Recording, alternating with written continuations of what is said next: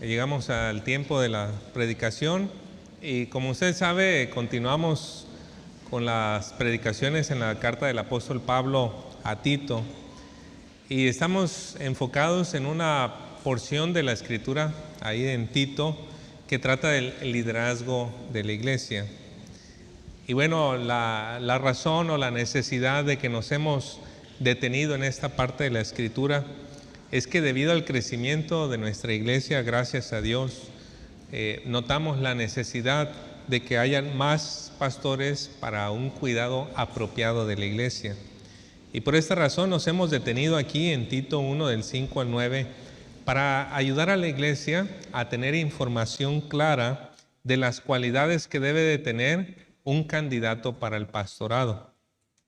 La intención de esto es ayudar a la iglesia para que tenga esas bases bíblicas que le ayuden a reconocer a esos hombres o a ese hombre que Dios ha llamado para el ministerio pastoral. Y pensando en esta etapa en la que nosotros nos encontramos ahorita como iglesia y los temas que se están abordando, creo que hay por lo menos 4 cosas que pueden suceder. La primera cosa que puede suceder es que estos estudios hagan que ciertas personas se empiecen a perfilar como candidatos al pastorado, pero no en una manera buena, sino en una manera negativa, como si fuera campaña política. Y nosotros nos oponemos a ese tipo de ambición. No queremos eso, queremos reconocer a los que Dios llama. La segunda cosa que puede suceder es que después de todos estos estudios, la iglesia diga, no reconocemos a ningún candidato adecuado. Y eso está bien si eso llega a suceder, pero sería una reprensión muy sutil para los varones de que no estamos siendo maduros en la fe para llenar esa medida. La tercera cosa que puede suceder es que la iglesia no preste atención a estas enseñanzas. Y cuando venga el tiempo de sugerir a personas para esta labor, y cuando venga el tiempo de reconocer a las personas, simplemente lo hagamos porque es mi amigo, porque yo lo he visto, es fulanito, porque me gusta cómo saluda, enseña, y no lo veamos con la seriedad que dice la Biblia. Y sería una maldición para la iglesia que exista alguien que Dios no ha llamado en la labor pastoral.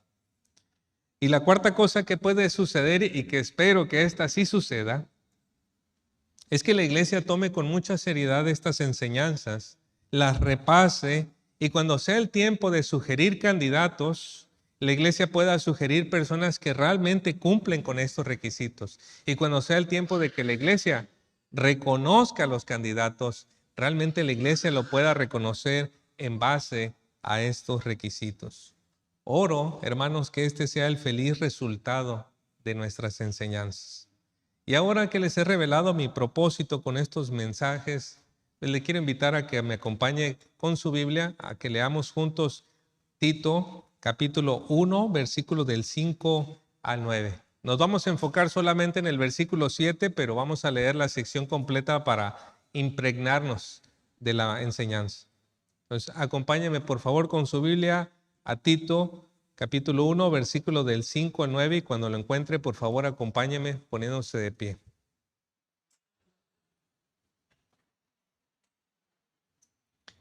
Dice la palabra de nuestro Dios: por esta causa te dejé en Creta, para que corrigieses lo deficiente y establecieses ancianos en cada ciudad, así como yo te mandé. El que fuere irreprensible, marido de una sola mujer y tenga hijos creyentes, que no estén acusados de disolución y de rebeldía, porque es necesario que el obispo sea irreprensible como administrador de Dios, no soberbio, no iracundo, no dado al vino, no pendenciero, no codicioso de ganancias deshonestas, sino hospedador, amante de lo bueno, sobrio, justo, santo, dueño de sí mismo, retenedor de la palabra fiel, tal como ha sido enseñada, para que también pueda exhortar con sana enseñanza y convencer a los que contradicen. Vamos a pedir la bendición de Dios en oración. Señor, usted es el dueño de la iglesia. La iglesia es suya, Señor. Cristo nuestro Salvador. Usted es la cabeza que provee, que sustenta, que guía. Síganos guiando, por favor, Señor. Nos vemos en esta necesidad, en este momento, y estamos en reconocimiento también de los peligros que pueden darse, Señor, pero oramos, Señor, que usted siga dirigiendo nuestros pasos. Abra nuestros oídos, Señor, y ayúdenos para que esta exposición pueda ser clara y pueda ser de bendición, edificación a la iglesia. Se lo pedimos en su nombre, Señor, en el nombre de Cristo. Amén. ¿Pueden tomar su lugar?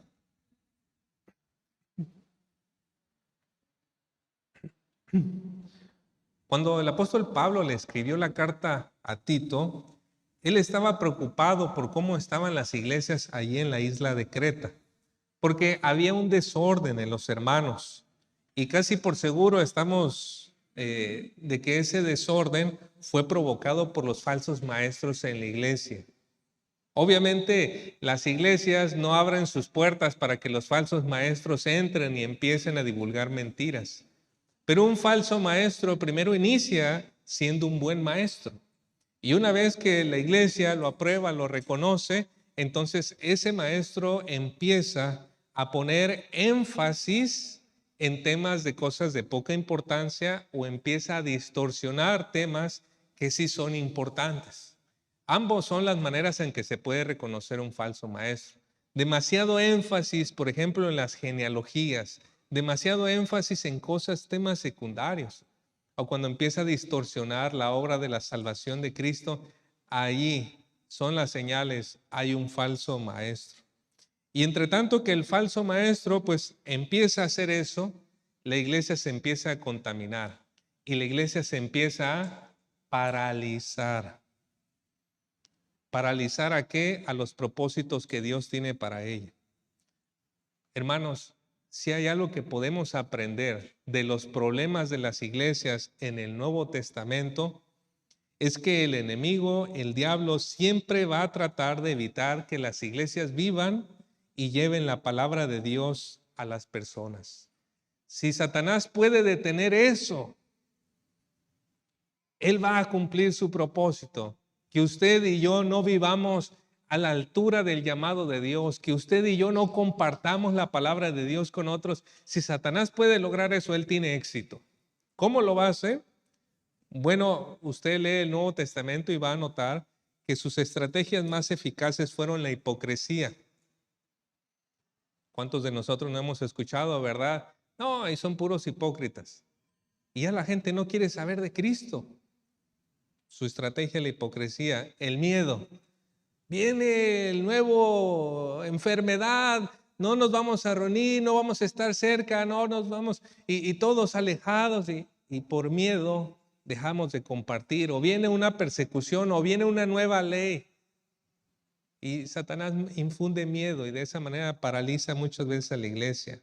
O el egoísmo, cuando nosotros empezamos a pensar nada más en nosotros mismos, en que quiero comprar esto, que me quiero comprar aquello, que aquí, que allá, que mis viajes, que mi disfrute, y no pensamos en la obra de Dios. O la mundanalidad, cuando nos acoplamos a las ideas del mundo. O los falsos maestros. Y a veces los falsos maestros detonan todo lo demás, ¿verdad? Pero una y otra vez vamos a encontrar esos problemas en las iglesias del Nuevo Testamento y hasta en el libro de Apocalipsis. ¿Y cuál es la estrategia de Dios para contrarrestar a esos problemas? ¿Cuál es la estrategia de Dios para ir en contra de ello? Levantar pastores guiados por la palabra de Dios para corregir, para proteger y para conducir, y aquí hago énfasis, su iglesia, la iglesia del Señor. Fue por esa razón que el apóstol Pablo, viendo el problema que había en la iglesia de Creta, lo primero que dijo fue, se tienen que establecer ancianos, se tienen que establecer pastores. Pero note la manera en cómo lo pidió Pablo. No fue una sugerencia, no fue algo como si tal vez Pablo se presentó con la autoridad de un apóstol de Jesucristo en el capítulo 1, versículo del 1 al 4, para decir que establecer pastores no era solamente una estrategia, era algo que venía de Dios mismo. Era una instrucción de Dios que las iglesias deben de tener a sus pastores. ¿Qué implica eso qué implicaba eso para Tito y para todos nosotros, hermanos? Que nosotros no podemos adaptar o modificar esta lista. No podemos ser selectivos. Decir, mira, este hermano pues cumple con 7 de 9, vamos a dejar esas 2 afuera. ¿Y cuáles son las 2 que dejas afuera? Pues que es marido de una sola mujer, entonces tiene 2 esposas. No puede ser selectivo. Esta es la lista. Y si no tiene todas estas características, no ha sido llamado por Dios o no ha sido su tiempo todavía. Entonces, se tienen que cumplir con estas características y Pablo se lo dio a Tito para que fueran obedecidas como tal. La lista de cualidades que tenemos ahí en Tito nos habla acerca de que el candidato tiene que tener estas cualidades en diferentes áreas. Áreas de relación, cómo se lleva con su esposa, con sus hijos, con la gente con quien trabaja. Áreas de carácter, si es sobrio, si es prudente, si es bueno, amable. Áreas de administración, su dinero. Y áreas de aptitud, si es apto para enseñar. Esto es importante, hermanos, porque a veces nos vamos con la primera cosa que es el carisma y luego cómo habla y el conocimiento que tiene. Pero la Biblia nos enseña, eso es solamente una pequeña parte. Tiene que ser en esta manera. ¿Y cuánto tiempo le puede tomar a una iglesia reconocer a un varón con estas cualidades? Pues depende qué tanto interactúe la iglesia con este varón. Digámoslo así. Supongamos que una familia se integra a la iglesia y lleva 4 años. 4 años. En el primer año que se integraron a la iglesia, a la esposa le detectaron un cáncer en un estado un poco avanzado. Entonces el esposo tuvo que partirse en 4, trabajar, atender a su esposa, llevarla al hospital, atender a los hijos y todavía atender ciertas responsabilidades que tenía en la iglesia. Y por 2 años este varón estuvo cuidando a su esposa, viendo a sus hijos y todo. Y en ese proceso la iglesia estuvo viéndolo cómo actuaba. Y aunque la iglesia lo ayudó, se pudo ver cómo ese varón administraba su tiempo, su dinero, cómo cumplía con sus responsabilidades y todo. Y después de 2 años de ayudar a su esposa se restableció, su familia vino a la normalidad. Y pasó 1 año y dentro de ese año Dios llamó a este hombre. Ahora, la iglesia, 4 años es un tiempo corto para reconocer a alguien como pastor en una iglesia, pero la iglesia tuvo la oportunidad de ver a este hombre en el calor de la prueba. Pudo ver cómo actuaba, pudo ver qué hacía. Y bueno, aunque es un periodo corto, es un tiempo en que la iglesia pudo ver la madurez de este hombre. Y si actuó bien, pues posiblemente sería un candidato a considerar. Entonces, no podemos establecer que 5 años o 7 años o 10 años, pero es el tiempo suficiente para que la iglesia pueda ver las cualidades en esta persona. Es decir, nosotros tenemos que preguntarnos, hermanos, ¿cómo estoy seguro de que el candidato al pastor reúne dicha cualidad o es ajeno a cierto vicio? Es decir, ¿cómo estoy seguro de que él es irreprensible? ¿Cómo estoy seguro de que él es marido de una sola mujer? ¿Cómo estoy seguro que tiene a sus hijos en obediencia con toda honestidad? ¿Cómo estoy seguro que no es arrogante, obstinado? ¿Qué pruebas tengo de eso? Digo esto, hermanos, porque a veces miramos muy superficialmente. En consejería he tenido personas que usted ve y se ven muy felices, son muy serviciales, pero cuando uno se sienta a platicar con ellos, están pasando una profunda depresión,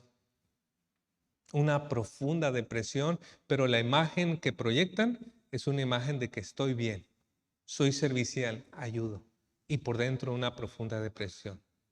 ¿Y qué es lo que puede pasar, hermanos? Como iglesia es que podamos mirar algunas cosas superficialmente y no veamos más allá. qué hay más en el fondo de la persona. De modo que quiero animarles a pensar con mucho cuidado cada vez que escuchemos que alguien es llamado por Dios. Tenemos que observar que realmente cumple las cualidades mencionadas en Tito. Y para esto siempre se requiere tiempo. Otra cosa que quiero señalar, hermanos, es que todas las cualidades deben estar presentes, pero hay algunas que pueden estar en mayor o menor medida. Algunas. Por ejemplo, nos dice que debe ser apto para enseñar.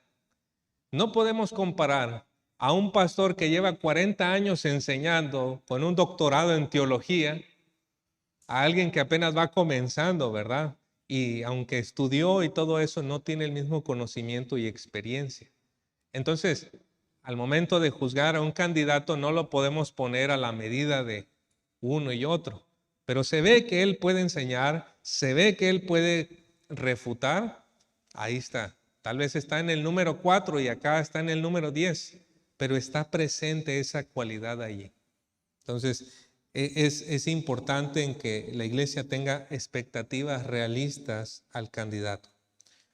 Ahora, observando la lista que se presenta en Tito, nos damos cuenta que comienza con las relaciones familiares. Habla acerca de ser marido de una sola mujer y sus hijos. Y la última es una aptitud que habla de que tiene que ser bueno para enseñar, para refutar. Y eso nos da una pista, hermanos. Nos da una pista. Antes de que nos deslumbremos por cómo enseña un hombre, tenemos que fijarnos cómo está con su familia, cómo está con su esposa, cómo está con sus hijos. ¿Está bien en esa relación con ellos? Ya hemos dicho en la semana pasada que si bien la esposa del candidato no está siendo evaluada en el proceso, su conducta sí deja ver si el esposo está haciendo bien su chamba, si está trabajando bien en el hogar, ¿verdad? Por ejemplo, si la esposa es chismosa y el varón no la está diciendo, mi amor, eso no está bien. Si no está trabajando con ella, lo que va a suceder es que si es pastor y ella está con chismes, nadie le va a tener confianza al pastor. Nadie le va a contar cosas. ¿Por qué? Porque después su esposa las va a divulgar, va a decir y va a generar problemas. La esposa del candidato, hermanos, tiene que sumar, no restar. Entonces, tiene que ser ese complemento. Y en este sentido, pues yo tengo mucho que dar gracias a Dios por Flor, por mi esposa, porque tanto en la vida diaria como en el ministerio, pues sí, ella es un complemento, sí me suma bastantes puntos en la labor por la gracia que Dios le ha dado también a ella. Así que doy gracias a Dios por eso. Pero ahora, volviendo a la predicación, en la semana pasada también hablamos de los hijos del candidato al pastorado. Estos no deben de estar acusados de desenfreno ni de rebeldías. Ellos están sujetos a su papá, a su mamá, honestamente, a su sabiduría, a su autoridad. El padre no necesita amenazarlos, no necesita manipularlos, pero el padre con una presión muy medida sabe cuánto los puede empujar y cuándo debe de detenerse y empujar. Y es muy importante, hermanos, cómo se desenvuelve un candidato con su familia, porque esa es la manera en que se va a desenvolver con la iglesia. Si no está actuando bien en la familia, no esperemos que en la iglesia sea diferente. 1 Timoteo 3:5 lo dice, pues el que no sabe gobernar su propia casa, ¿cómo cuidará de la iglesia de Dios? Ahora, todo esto, hermanos, es un repaso de lo que vimos la semana pasada. En el versículo 7 observaremos que los requisitos para el candidato al pastor se pueden resumir como un administrador sin vicios. Y ese es el punto que quiero hablarles ahora. Un administrador sin vicios. Mire por favor su Biblia y también está en pantalla, nos dice en Tito 1:7, porque es necesario que el obispo sea irreprensible. Irreprensible como administrador de Dios. Ya estaba pensando en el anterior. Ya hemos establecido en predicaciones anteriores que el término obispo, anciano, pastor, se utilizan de forma intercambiable en el Nuevo Testamento para hablar de distintas funciones, una misma persona. Y vemos aquí que Pablo vuelve a subrayar lo que dijo en el versículo 6, que debe ser irreprensible. El candidato al liderazgo y los pastores no deben de tener una falta de la lista que se menciona aquí, que alguien pueda decir, pero yo conozco que él es muy ambicioso del dinero. No puede tener esa falta. O ese hombre es un peleador. Yo lo he visto tratando con gente de forma muy dura. No debe de tener alguna reprensión de ese tipo. Eso se refiere irreprensible.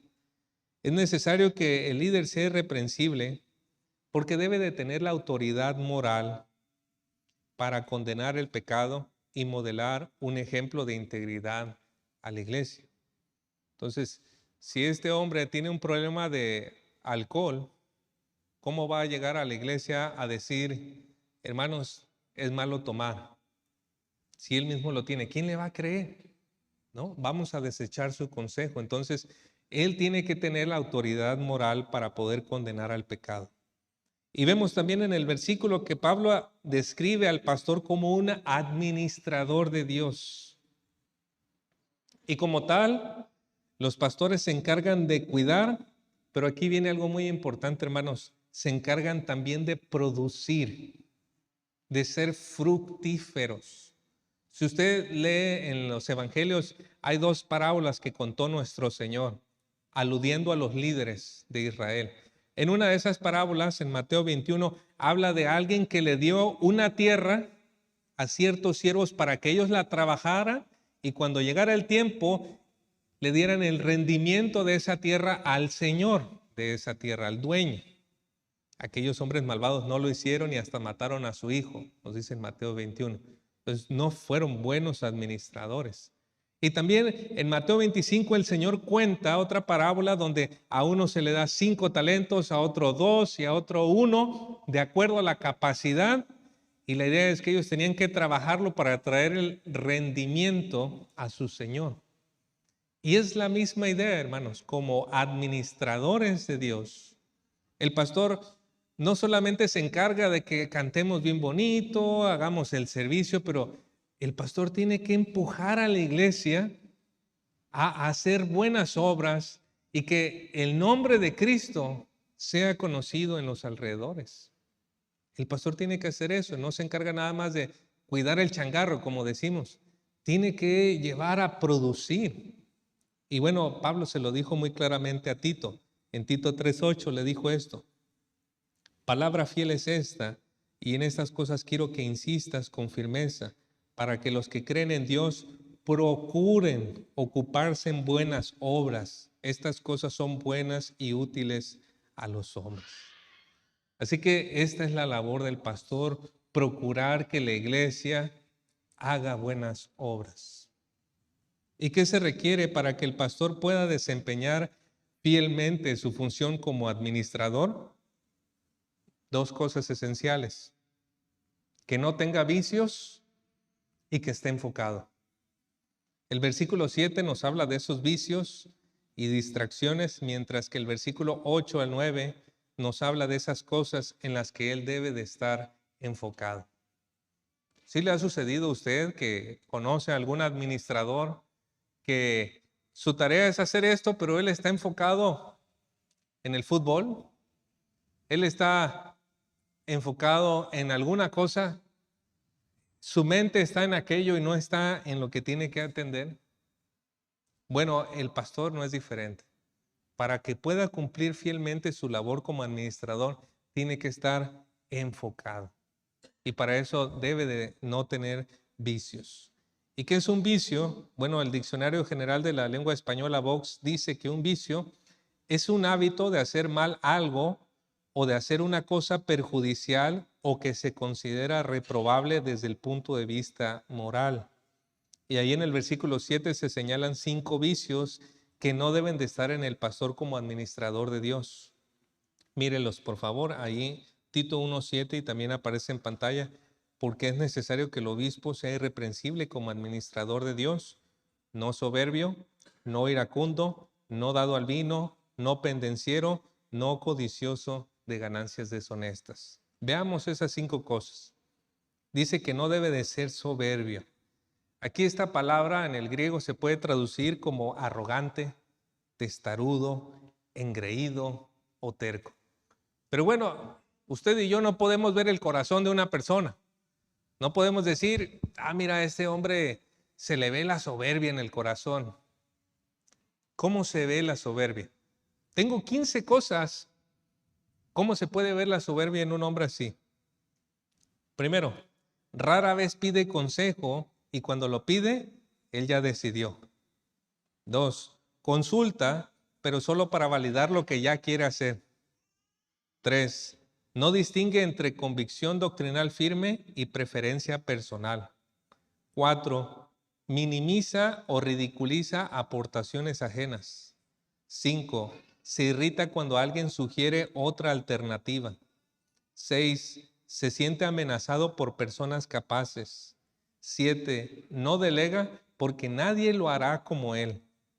8, no hace preguntas genuinas para entender, sino para refutar. 9, siempre tiene la última palabra. 10, no puede decir con naturalidad, tienes razón. 11, le cuesta admitir pecado o debilidad. 12, resiste la corrección aunque venga de otros piadosos, hombres piadosos. 13, se siente personalmente atacado cuando se cuestiona su liderazgo. 14, justifica su error. 15, redefine el problema para no admitir culpa. Entonces, no podemos ver el corazón, pero podemos ver estas señales.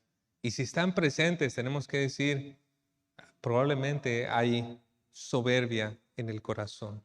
Y es muy perjudicial, hermanos. Es muy perjudicial estas actitudes en cualquier tipo de liderazgo, en la iglesia y fuera de la iglesia. Usted ha trabajado con algún jefe o algún patrón así y es una persona con la que usted seguramente choca, ¿verdad? Se le hace difícil tratar. Ahora imagínese en las cosas espirituales. El segundo vicio que se menciona que no debe ser parte del candidato al pastor es que dice no debe ser iracundo. Esta palabra también se traduce como irritable, colérico, del mal genio. Y todos, hermanos, aquí nos llegamos a enojar. Todos. Pero esta persona es alguien que se reconoce porque se enoja fácilmente, como decimos, de mecha corta, ¿verdad? O se enoja en una manera desproporcionada. Es un enojo incontrolable. Y una persona iracunda, en el fondo, muchas veces puede ser una persona controladora. ¿Por qué? Porque quiere tener todo bajo control y cuando alguien o algo se sale de eso, es ahí donde explota. O puede ser alguien que también se preocupa demasiado por su imagen. Quiere tener esa imagen siempre impecable, bien visto de todos los demás. Y cuando alguien hace una broma de él, hace un chiste, algún comentario y esa imagen se ve manchada, esa persona se enoja en desmedida. También alguien se puede enojar porque no quiere verse débil. Entonces está en una situación en la que se ve vulnerable y se enoja para que parezca que es fuerte. O se puede reconocer a alguien iracundo también por las personas que están alrededor. ¿Por qué? Porque las personas que están alrededor están siempre tensas de que no vayan a decir o hacer algo que lo haga enojar. Y una persona de ese tipo de carácter, hermanos, no es apropiado para la obra de Dios. Cristo tenía a 2 discípulos que eran así medio enojones, ¿verdad? Los hijos del trueno, ¿sí los recuerda? Jacobo y Juan.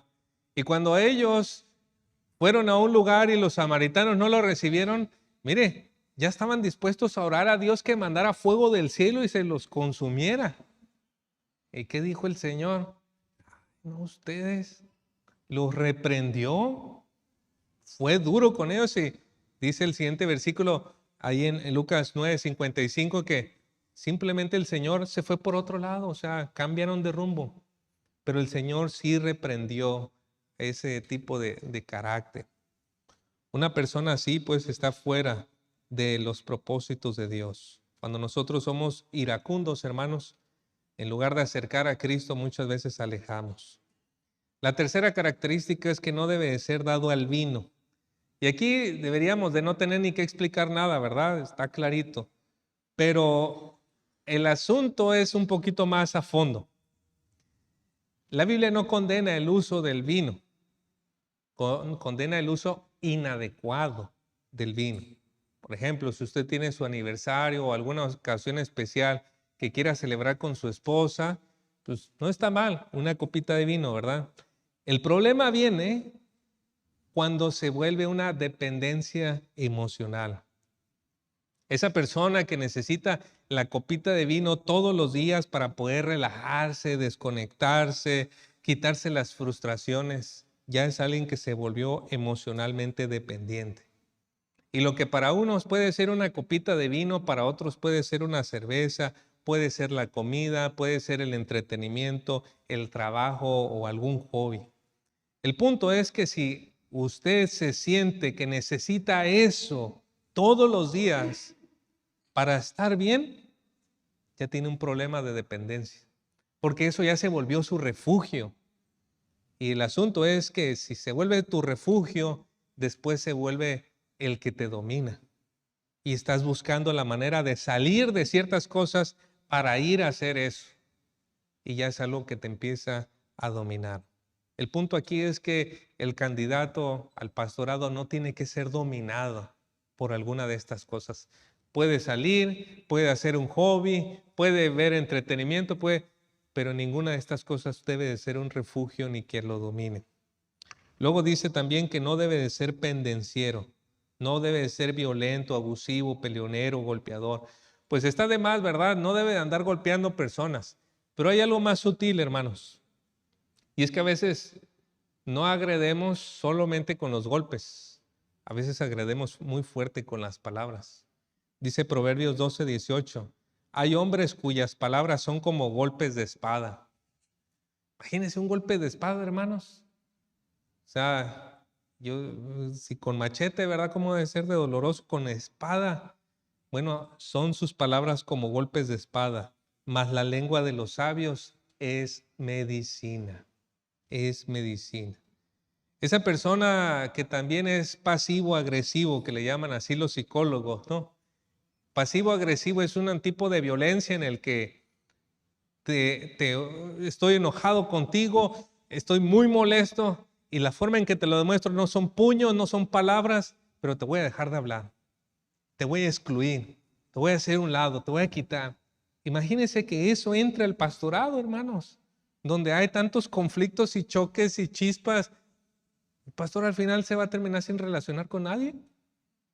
No puede entrar ese tipo de actitud dentro del ministerio pastoral. Y en casos a veces que son más espirituales, usan la Biblia para golpear a las personas, ¿verdad? Decir, mira, es que así, así, así, así, y son a veces muy duros. No, no debe de ser, hermanos. Quinta cosa que no debe estar presente en el candidato, no codicioso de ganancias deshonestas. La Biblia dice mucho con respecto a la mentalidad que los creyentes debemos de tener hacia el dinero. Nuestra actitud hacia el dinero y la forma en que nosotros lo usamos es un termómetro espiritual. Es un termómetro. ¿Cómo estamos con el Señor? ¿Cómo estamos con el dinero? Mateo 6:21. Porque donde esté vuestro tesoro, vamos a decir, donde esté tu dinero, donde esté tu semana, tu quincena, donde esté tu cartera, allí estará también vuestro corazón. ¿A dónde se va la mayor parte de su dinero? ¿A dónde? A Coppel, dice, ¿verdad? ¿Dónde se va? Allí está el corazón. El amor al dinero es uno de los vicios más peligrosos que hay. La Biblia llama a este vicio raíz de todos los males. En 1 Timoteo 6:10 nos dice, porque raíz de todos los males es el amor al dinero, el cual codiciando algunos se extravieron de la fe y fueron traspasados de muchos dolores. Hermanos, ¿qué pecado no se ha cometido con motivo del dinero? Asesinato, robo, extorsión. Y el dinero es el móvil de todos esos crímenes. Ahora, un candidato al pastorado debe de tener una actitud clara y resuelta en cuanto al dinero. La iglesia debería de poder evaluar al candidato en cómo maneja su economía. Por ejemplo, hacerle preguntas si tiene deudas. Y claro, hay deudas que son razonables, ¿no? Está comprando una casa y la está pagando, bueno, está bien. Pero nos dice, no, pues es que compré un sonido de 500,000 pesos porque me gusta. Usted va a decir, esa deuda no es algo muy legítima, ¿no? Entonces, si tiene deudas, ¿qué tipo de deudas son? Si tiene gustos caros, porque tal vez le gusta vestir muy bien, ¿verdad? Verse muy guapo y todo, y cada domingo usted lo ve con una ropa diferente y dice, oye, tal vez tiene gustos caros. Entonces, también cuidado con eso. Si es generoso, eso es muy importante. El candidato al pastor debe de ser generoso. Generoso en su ofrenda, generoso en su tiempo, generoso en su servicio. Tiene que ser una persona así. Y también pregúntele si está pagando impuestos. Que si está evadiendo impuestos también es otra forma en que esa persona demuestra que tiene codicia por el dinero. Si la iglesia reconoce como pastor a un hombre que tiene problemas con el dinero, terminará convirtiendo a la iglesia ese hombre en su negocio y hasta podría llegar a robarle. Entonces, amados hermanos, ya para concluir aquí, espero que estas enseñanzas nos ayuden a tener discernimiento.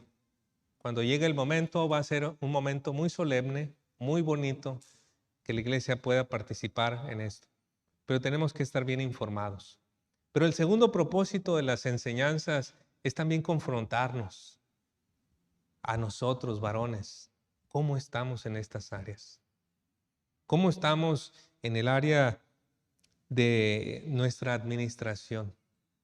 ¿Tenemos vicios en la forma en que somos administradores? Porque usted y yo somos al final del día administradores. Dios es el dueño de todo. ¿Cómo estamos en el área de la administración? ¿Tenemos soberbia en el corazón? ¿Somos personas irritables, enojonas? ¿Somos dados a buscar refugio en el vino, el alcohol o en alguna cosa?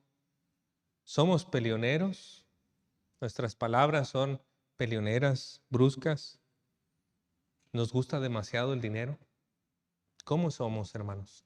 Evaluémonos a la luz de esta vista, de esta lista, podamos arrepentirnos de nuestros pecados y podamos seguir a aquel que es la medida del varón perfecto, a Cristo Jesús nuestro Señor. Oremos por eso. Padre, gracias por la palabra que nos instruye. Gracias, Señor, por esta bendición de ir pasando juntos a través de estos requisitos y Señor, gracias porque usted está ayudándonos como iglesia para estar atentos, conscientes de estas cosas. Y cuando sea ese día especial, Señor, en que se puedan unir más personas a la labor pastoral, que la iglesia sea más cuidada, sea más guiada, sea más fortalecida y que haya un testimonio fuerte de Cristo en Cabo San Lucas, que sea, Señor, porque hemos estado estudiando su palabra. Oramos por eso, Señor. Bendíganos, por favor. Cristo, Señor, nuestra cabeza, y síganos guiando. Bendiga a su iglesia, cada uno de nosotros, Señor, en Cristo Jesús. Amén. Que Dios les bendiga y muchas gracias por su atención.